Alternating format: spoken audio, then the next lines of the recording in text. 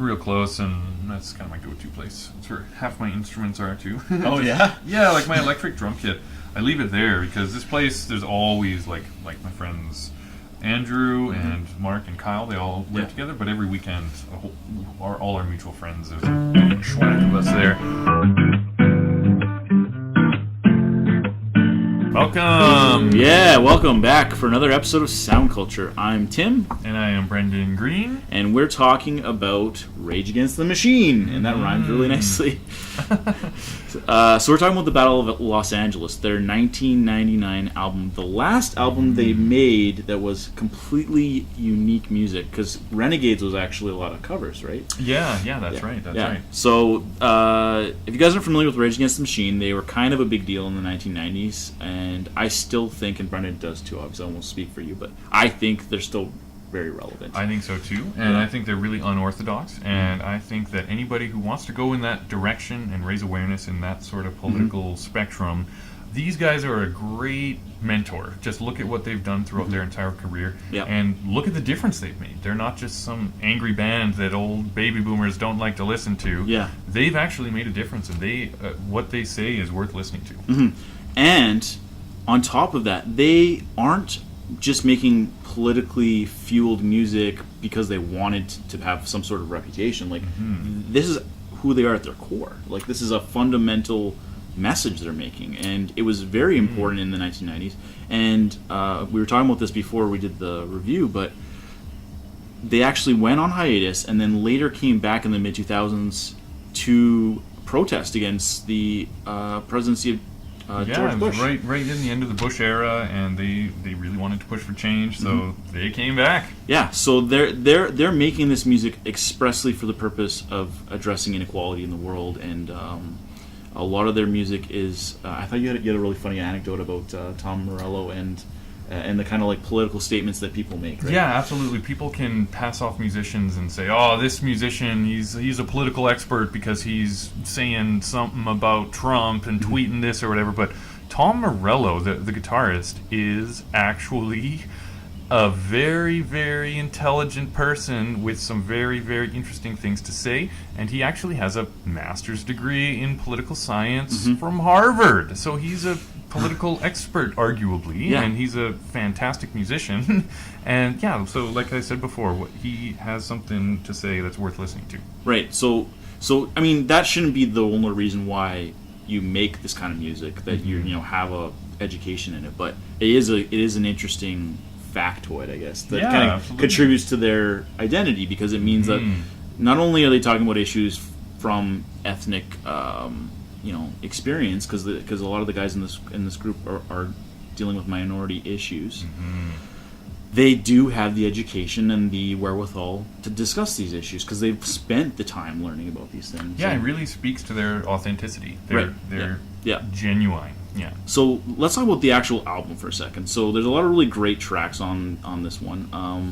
One of my favorites is "Calm Like a Bomb," and a fun fact about it, because I'm going to do this every time probably, Brendan, but it's actually featured in the Matrix Reloaded movie, and it was one of those songs that at the time when I was listening to it, and I've talked about this on Crosstalk before, it has such an emotional resonance with me that when I listen to it, it's a motivating factor. And we've talked about this too. It's like some music can actually create situations where you retain ideas, or it helps you to reinforce information. So when I listen to that album, it just constantly reminds me of my desire to be an artist, because it came out right around the time I was going into post-secondary.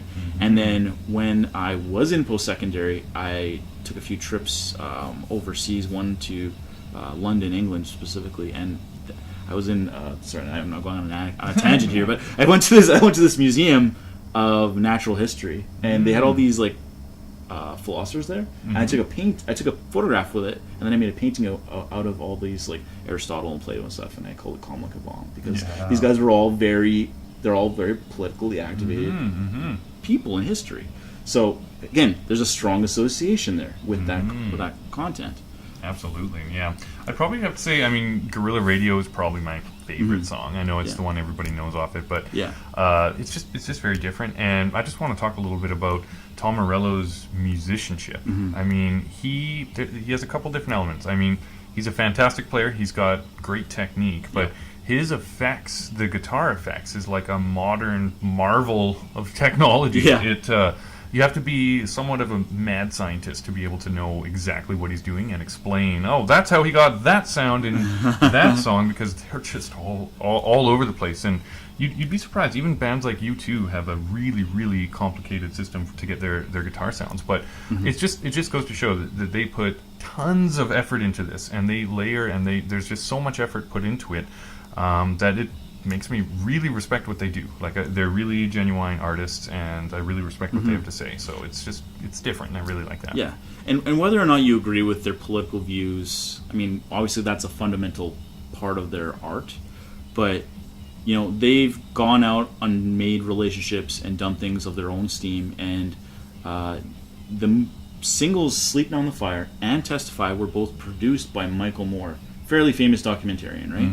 And again, he may be one of those polarizing directors, but the fact that these guys are able to work with someone who's also so politically minded and still retain their core message at it, because they could have easily just become a Michael Moore vehicle, right? Yeah, absolutely. I think that says a lot about their character, right? Yeah, absolutely. So I have a lot of respect for these guys, and like I was saying, if you want to be a political band, look at what these guys have done, because they really have made a difference. Yeah, 100%.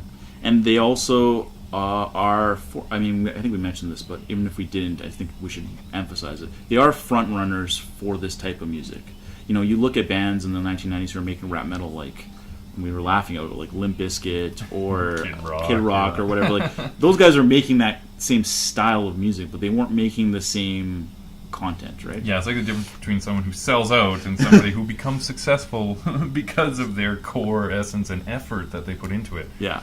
And you know, they did mention in their bio, you know, we were looking and researching about them a little bit just to be on top of it, but they did mention they were influenced by bands and by groups like Public Enemy and the Beastie Boys, and I think that's also something to note too, because they have that almost extroverted sort of style. The Beastie Boys, absolutely, I love their style. You know, when it comes to envy, y'all is green, and I can really see the influence.